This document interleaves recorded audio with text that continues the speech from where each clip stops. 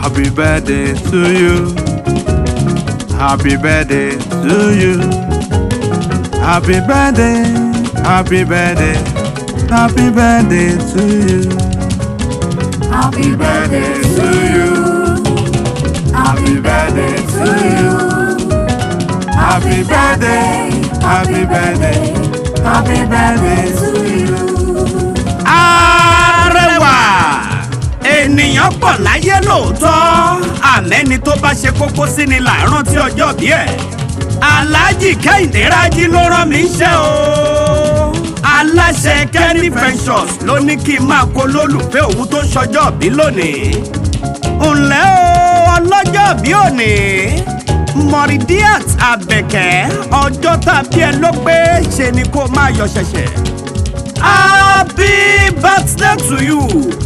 Aya Fatoki, today is a special day for you. Ìlólówó orí rẹ̀ ṣe ń pé you deserve special wishes. Ọlọ́jọ́ bí òní, Moridiat Rájí àti bá ọ dúpẹ́ fọ́bọ̀ ọlọ́pẹ́ tọ́pẹ́ yẹ tí ò jẹ́ káyẹyẹ rẹ̀ ó di yẹ̀yẹ́. Ó ti yá Alájà Moridiat ìwọ ló lónìí ọjọ́ tàbí ẹ ló pé o lè gbọ́wọ́ ọjọ́ gẹ́gẹ́ kò sí fòyà. Ó pọ̀ ta ló sọ pé kò pọ̀ kẹ̀? Orí Ọlọ́run láyé ọlọ́jọ́ bí òní ó kọjá OPP tó pọ̀ pa.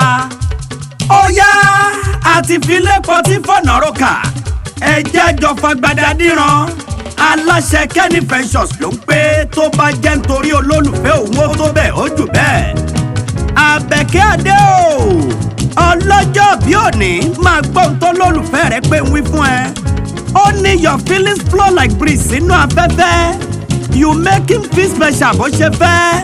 Ó sọ pé ó fóun dénú bí ẹni tọ́lọ́ ń fẹ́ ló fi ń pé you are one in a million.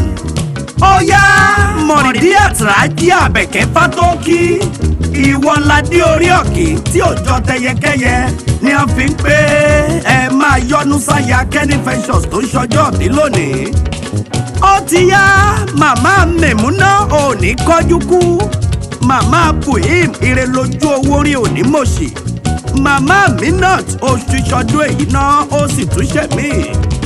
Ó ti yá o Moridiat Àbẹ̀kẹ́ ó yá jẹ́nbọ̀ délé bàbá tó bí ẹ lọ́mọ. Ìwọ lọmọ Gbàgùrà nílùú Ẹ̀gbá. Ẹ̀yin lọmọ Ọ̀dúàgà ọmọ Olúkúmọgbé. Àrìnàkèrò ẹ̀yin lọmọ alájá dúdú léèdó. Àfọwọ́lélẹ̀ jèrè tó ń gbó wéwé tí ò gbọ́dọ̀ buni jẹ.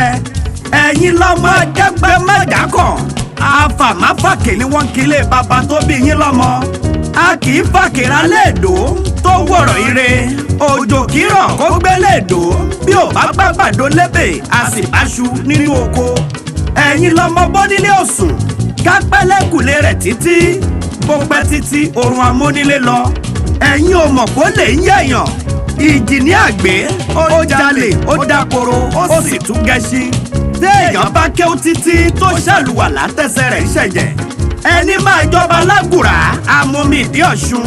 Ọ̀ṣun àfidẹ wẹ́rẹ́wẹ́rẹ́wẹ́ mọ́. Gbàgùrà ẹ̀yin lọmọ Ọ̀dúàgà.